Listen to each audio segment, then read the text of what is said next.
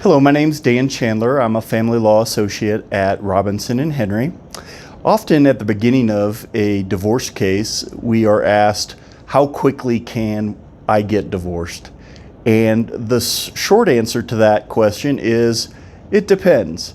I can tell you that you can't get divorced in Colorado any sooner than 91 days after the petition has been filed and the other party has been served with that petition, because Colorado has a cooling off period, and that cooling off period is 91 days. So even if you and your spouse agree on the separation of all of your property and you know how you want to divide the parenting time between the two of you, even if all of those things are true, the court will not give you a decree of dissolution of marriage until 91 days after you've been served. So the 92nd day you can get your decree.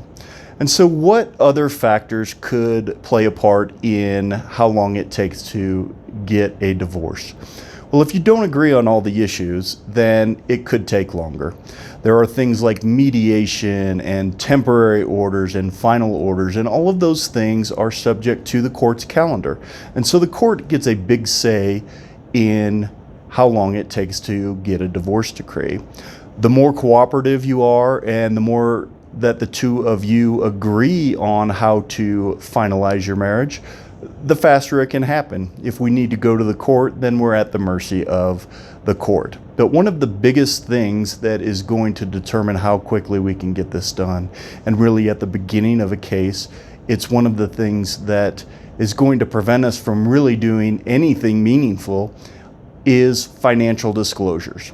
And in Colorado, at the beginning of every divorce case, you're required to make a minimum amount of financial disclosures to ensure that you're not hiding property and protect parties from those who are trying to hide property. And so those financial disclosures generally take about 6 weeks to accomplish. Sometimes the courts give us slightly longer. And sometimes we can get it done quicker. And folks often ask us, hey, how come nothing's moving along in our case? And that's because we can't negotiate a settlement in your case until we know what we're dividing. And so until all of those disclosures are made, it's very difficult to figure out how we're going to divide property. Now, children and those types of things, those issues are very emotional. Property, on the other hand, is very clinical. We take your list of property and your prospective valuation and your spouse's prospective valuation of all of those property, and we put it on a sheet of paper and we just divide it, and we see how all of that lines up. Some people are very interested in making sure that there's an equal amount of property going across. I will tell you that according to the courts, the property has to be divided equitably and not equally.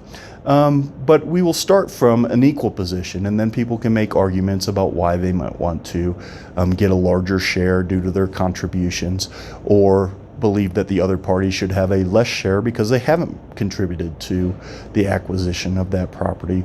But regardless, until those financial disclosures are done and we know what all of the property is, it's difficult to come to an agreement on what each of the parties should get. And so as you start your divorce case, I encourage you to take those financial disclosures very seriously and to get them done as quickly as you can so that we can help you get your case done as quickly as possible. Thank you.